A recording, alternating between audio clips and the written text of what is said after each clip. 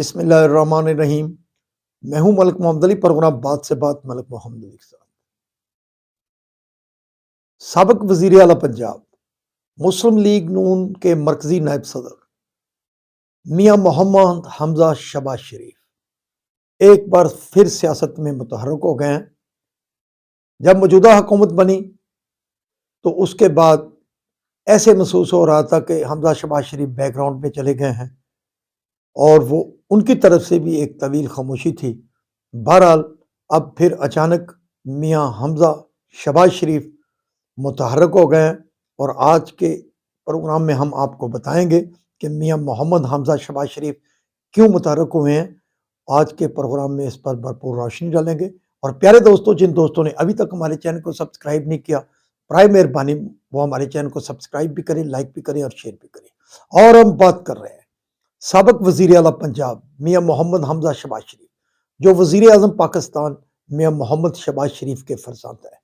سیاسی طور پر میاں حمزہ شہباز شریف ایک طویل عرصہ سے اپنے والد کے ساتھ کام کرتے رہے، اور چھوٹی سی عمر میں ہی انہوں نے سیاست کے بڑے داؤ پیچ بھی سیکھے، سیاست بھی سیکھی۔ ان کے تایا میاں محمد نواز شریف سے انہوں نے بڑا سارا سیاسی سبق سیکھا۔ ان کے والد میاں محمد شہباز شریف، جو کہ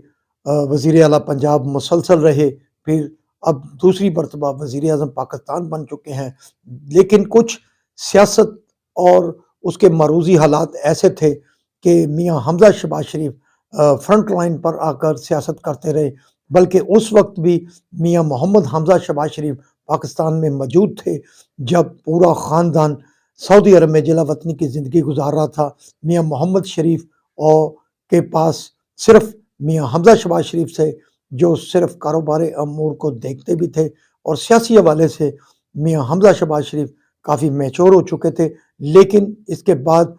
جب دوبارہ سیاست کا آغاز ہوا، پھر جب 2013 کے الیکشن میں میاں محمد نواز شریف وزیر اعظم پاکستان بنے اور میاں محمد شہباز شریف وزیر اعلیٰ پنجاب بنے، تو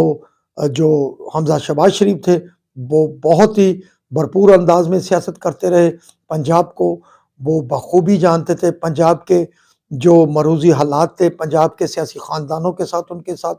کے بڑے اچھے ریلیشن شپ تھے، پنجاب کی بیوروکریسی، اور اس کے علاوہ اس کی بڑی گرپ تھی حمزہ شہباز شریف کی۔ اور جب 2017 میں میاں نواز شریف کو نااہل کیا گیا اور پھر ان کی وزارت عظمت چھینی گئی، اس وقت بھی بھرپور انداز میں وہ سیاست میں حصہ لے۔ اس دوران پھر مریم نواز شریف کی بھرپور انٹری ہوئی اور انہوں نے بڑا بھرپور انداز میں سیاست کی، اور پھر بعد میں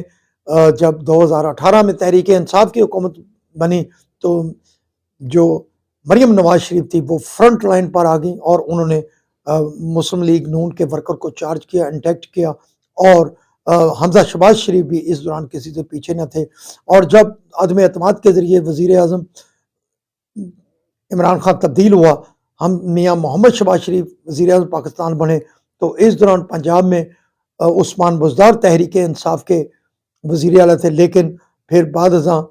حالات نے کروٹ بدلی اور 3 ماہ تک میاں محمد حمزہ شہباز شریف وزیر اعلیٰ پنجاب رہے، اور انہوں نے 3 ماہ کے دوران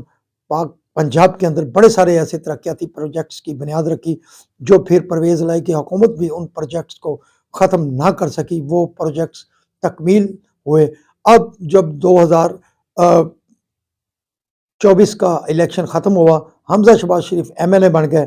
مرکز میں ان کے والد میاں محمد شہباز شریف وزیر اعظم پاکستان اور ان کی کزن مریم نواز شریف وزیر اعلیٰ پنجاب بنی، تو ایک خاموشی سی طاری ہوگی میاں حمزہ شہباز شریف کی سیاست میں، اور ایک بڑی عرصے تک وہ خاموش رہے۔ ایسے رہا، محسوس ہوتا رہا کہ جیسے انہیں کو خاموش کرا دیا گیا۔ بہرحال اب ایک بار پھر نئے سرے سے میاں محمد حمزہ شہباز شریف سیاست میں بھرپور انداز میں متحرک ہو گئے ہیں۔ بڑی ساری ملاقاتوں کا سلسلہ شروع ہو چکا ہے۔ ان کے پنجاب کے جو قادہ سیاسی شخصیات تھی مسلم لیگ نون کے ساتھ جن کا تعلق ہے، ان کے ساتھ ان کی ملاقاتیں شروع ہو گئی ہیں، اور اب ذرائع کا کہنا ہے کہ عنقریب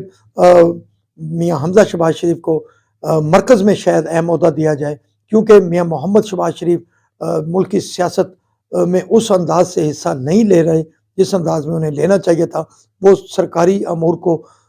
سر انجام دینے میں بہت ہی زیادہ مصروف ہیں، اور اس لیے ایک کمی محسوس ہو رہی ہے کہ مرکز میں میاں حمزہ شہباز شریف کو ایسی ذمہ داری سونپی جا رہی ہے جس کے بعد وہ اپنے والد کا جو سیاسی حوالے سے کام ہے وہ سر انجام دیں گے۔ اور اس حوالے سے ذرائع کا یہ بھی کہنا ہے کہ چاروں صوبوں میں وزیر اعظم کے آفس کے حوالے سے بنائے جا رہے ہیں، جس میں حمزہ شہباز شریف ان دفاتر میں وزیر اعظم پاکستان کی طرف سے دی جانے والی گائیڈ لائن کی روشنی میں وہاں ان صوبوں کے نہ صرف لوگوں سے ملیں گے بلکہ ان صوبوں کے حوالے سے سیاست میں بھرپور انداز میں شرکت کے لیے بھی اپنی پلاننگ کریں گے۔ سلام پاکستان، سلام اوورسیز، اللہ حافظ۔